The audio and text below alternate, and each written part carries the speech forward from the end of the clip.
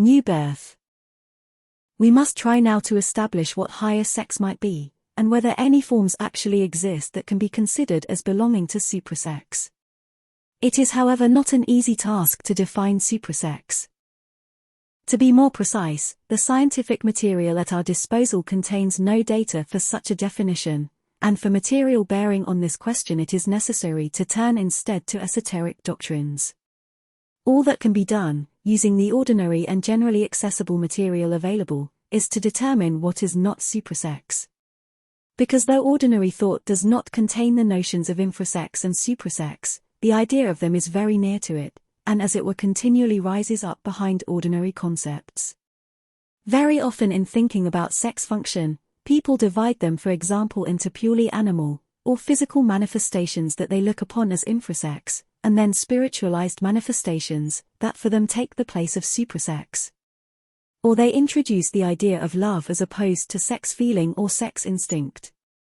In other words, the ideas of infrasex and suprasex are not as far from our thoughts as they might at first appear to be.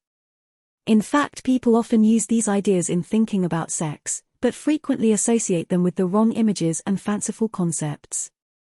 Furthermore, which is particularly important, certain forms of infrasex are often mistaken for suprasex. This happens because people, dimly realizing the difference in manifestations of sex, but actually encountering besides normal sex, only infrasex, taking the degeneration of sex for the evolution of sex. Popularized adult literature and media feed upon this misconception. In which case they have followed the path of least resistance, submitting to the influence of infrasex. Then, having mistaken infrasex for suprasex, they begin to regard normal sex from the standpoint of infrasex, as something anomalous, unclean, hindering the salvation or the liberation of humankind. It is only in those esoteric doctrines that have not passed through the ecclesiastical and scholastic forms, or have been preserved beneath the layers of dogma, that traces of teaching on sex can be found that are worthy of attention. In order to discover these traces, therefore, it is necessary to re-examine what is to be found on this subject in the doctrines of esoteric origin that are known to us. From the standpoint of esoteric doctrine, the outward aim of sex, that is the continuation of life and the perfecting of breed, through the development of secondary characteristics, is regarded as mechanically assured, and the whole attention of these doctrines is turned instead towards the hidden aim. That is, to the possibility of new birth, which on the contrary is not in the least assured. To return to the idea of transmutation, or the intentional use of sex energy for the purpose of inner evolution, it must be noted that all the systems that recognize transmutation, and the role of sex in transmutation, can be divided into two categories.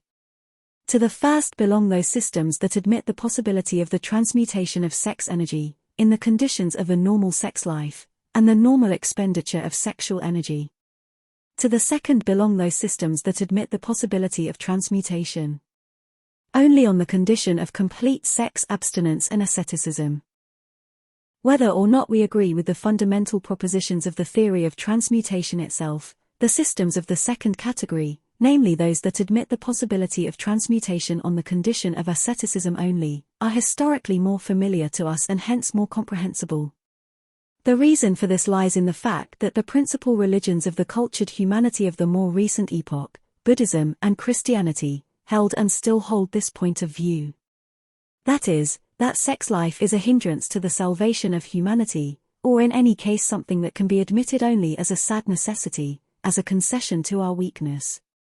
Judaism is also nearer to this point of view than the opposite one, and so is Islam, which is something akin to Reformed Judaism, liberated only from the spirit of depression and despondency, however preserving the entire ethics of Judaism and its rather scornful attitude towards sex. Buddhism in its essence was a monastic order of bhikkhus and bhikkhunis, and the teachings of Prince Siddhartha were often addressed to monks, containing an exposition of the principles and rules leading to a path for the elimination of stress, and the attainment of nibbana or unbinding, as he understood it. Laymen were admitted to Buddhism only later, and then only as disciples preparing to become monks. Special Patimokkha training rules were made for them, that represented a mitigated monastic discipline. These contained the 5 precepts, the acceptance of which signified the embracing of Buddhism. Sex though is still admitted here. The third of the precepts reads, I observe the precept to abstain from unlawful sexual intercourse. Which means that there are still certain forms that are considered lawful. However, the next degree of Buddhism, the 8 precepts, includes a complete renunciation of sex life. The relevant precept reads, I observe the precept to abstain from sexual intercourse. Note that the word unlawful is here omitted, or in other words, all forms of sex life, both abnormal and normal, are regarded as unlawful. Those laymen and laywomen who have accepted the 8 precepts do not necessarily live in monasteries, however they live like monks and nuns.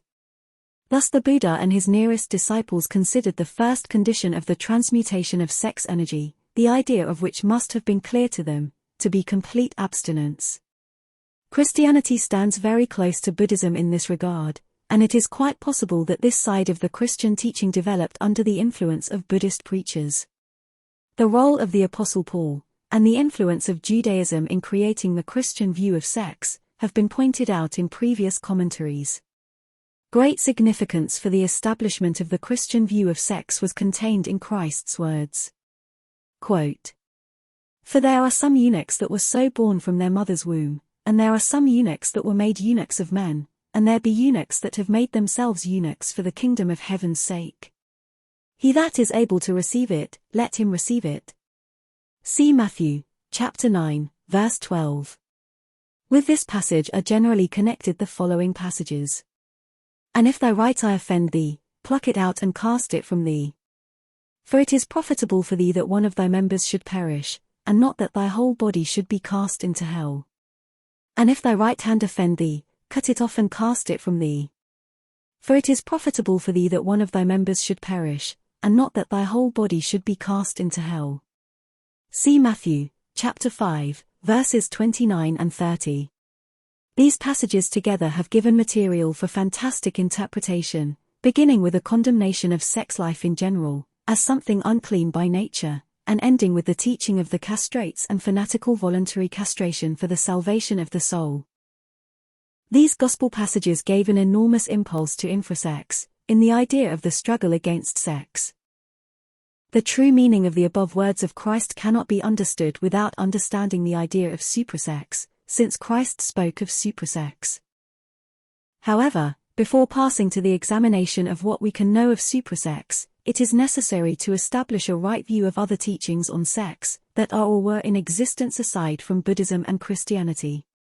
That is to say, it is necessary to understand that the Buddhistic Christian view on love and sex is by no means the only possible or the only existing view. There are other forms of religious understanding of sex in which sex, far from being condemned, is on the contrary regarded as the expression of the deity in man, and becomes therefore an object of worship. This is apparent even in modern Indian religions with their rows of lingams in temples, with the ceremonial dances of an erotic character, and with the erotic images that can be found in Eastern temples. This is evident even in modern Indian religions in spite of the fact that they are undoubtedly degenerating in this regard, and losing more and more ground with regard to the deification of sex. However, there is no doubt that until quite recently, several cults consisted entirely of the worship of sex and its manifestations. This view is for Westerners utterly foreign, incomprehensible and strange. For them, it is paganism as they are more accustomed to the Judaistic Christian or Buddhist view of sex. However, the religions of Greece and Rome, including the still more ancient cults of Crete, Asia, and Egypt, also deified sex and their esoteric doctrines. The mysteries saw the way of transmutation, not in opposition to sex, but through sex. Which is the more correct path, it is impossible to say.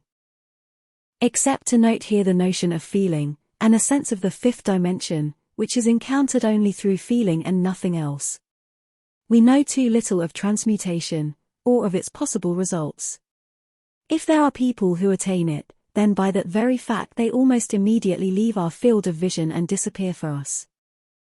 However, one thing can be said without hesitation: if transmutation is possible, it is possible only for normal sex. None of the forms of infrasex can evolve. Only a grain that is sound can put forth a green shoot. A grain that is rotten within, dies and is not born.